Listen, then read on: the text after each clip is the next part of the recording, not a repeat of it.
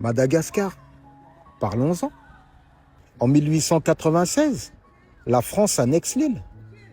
51 ans plus tard, 1947, des Malgaches se soulèvent contre l'ordre colonial. Et Paris répond comment? Avec l'armée. Torture, exécution sommaire, emprisonnement, village brûlé.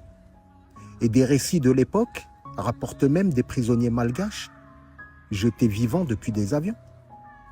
Oui, vivants depuis des avions. Petit raciste. Je sais, ça rentre moins bien dans le chapitre les bienfaits de la colonisation.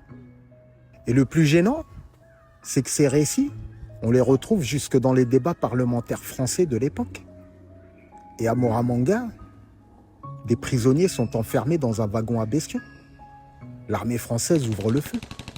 166 prisonniers mitraillés. Et les survivants, fusillés 2 jours plus tard. Là, même l'ironie devient presque inutile.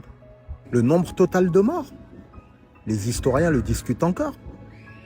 Les estimations rappelées par un rapport du Sénat vont de 30 000 à 89 000 morts.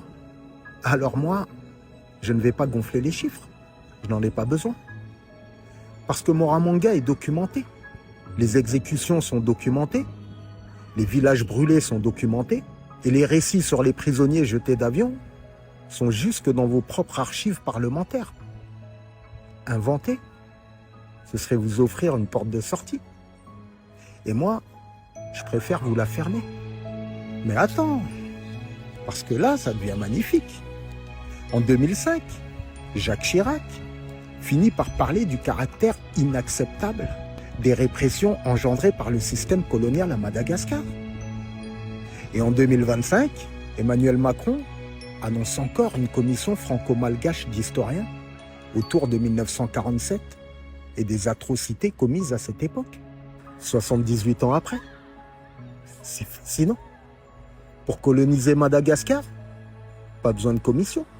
Pour regarder ce qu'on y a fait, 78 ans de réflexion. Et après, on revient avec coopération, mémoire, réconciliation, amitié. Le pyromane revient avec l'extincteur et voudrait presque qu'on l'applaudisse. Alors, petit raciste, la prochaine fois que tu veux m'expliquer que la France a civilisé Madagascar, commence par Moramanga. Parce qu'une histoire qui doit cacher les wagons, les exécutions et les villages brûlés pour rester belle, ce n'est pas